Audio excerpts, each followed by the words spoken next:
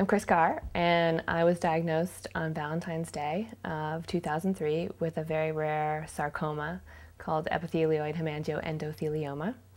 And at the time, I had some pains in my side, pains that I'd had for a number of years that I thought acid reflux, irritable bowel syndrome, all the things that I'd been labeled with and pills that I'd taken. And I went back to my GP and had some scans, and they found lesions in my liver, and at the time I didn't know what that meant, and I quickly learned that those lesions were tumors. And then a full body scan found that they had spread, the disease had spread to both of my lungs, so it was stage 4 when I found it. I was 31 years old, and I started doctor shopping. I went to about 4 different hospitals, top hospitals in the country, and spoke to many different doctors and was told very different things. Nothing that I heard made any sense. The only thing that made sense was the doctor who said, watch and wait. And so I chose a watch and live approach. It happened because somebody had given me a book, along the diagnosis process. There's weeks of waiting, and somebody had given me a book about diet and cancer, and I thought, well, this makes a lot of sense.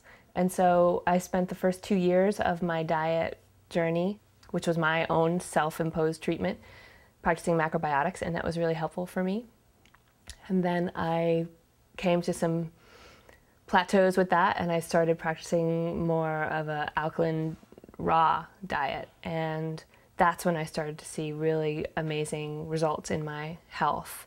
I still get scanned. Originally I got scanned every 2 months, and then over the course of years now I get scanned just once a year. It's been 5 years that I've been living this way, and the scans are completely stable. For me, I have a very slow-moving cancer, so I've been stable for a while. There have been times when they've seen a little bit of reduction. What I was eating before was the standard American diet in a big way.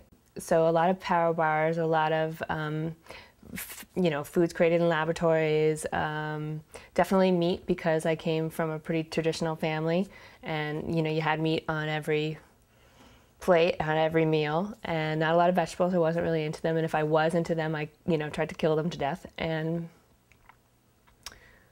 just a lot of processed food. My idea of a good night would be like Tasty Delight, and it's completely 100% artificial, a large Tasty Delight and a Diet Coke, done. And so it was a radical transformation for me to even learn how to eat. It's like create my own owner's manual, basically. And so the first thing that I did was start with what I put in my body. And what I quickly learned is it's not just what you eat, it's also what you drink, and it's what you think that determine how you live. And so, but to start with the food, I went 100% vegan overnight. And so I removed all animal products and dairy, and I removed processed sugar, starches, anything that was made in a laboratory, I removed it. If I couldn't pick it in the garden, it wasn't going to go in my body, or in sea vegetables, so in the Garden of the Sea. We drink a lot of juice and smoothies and salads, and it's really what I think to be low residue foods, like grains like millet and quinoa and buckwheat and sweet potatoes, things that aren't difficult to digest, things that don't rob a lot of energy. They give me energy, they don't bog me down.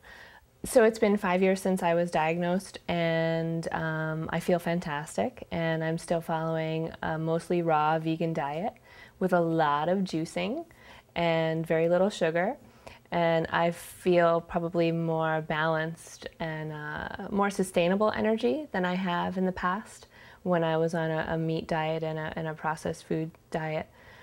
When you start to really get in with the people who are saying similar things, and you're connecting the dots with people you really start to respect as you're a patient wading through this sea of information and you're kind of on your own.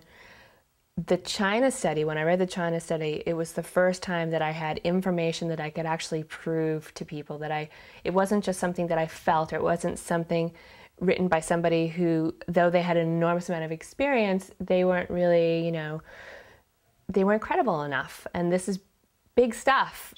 But this is probably the best place to start with Dr. Campbell and the China study. Not everybody has to be on board with you, but it is something you kind of have to commit to. And the more you commit to it, the greater results that you see.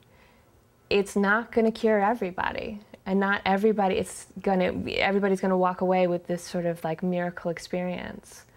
But I think that it's probably the closest thing to a miracle out there.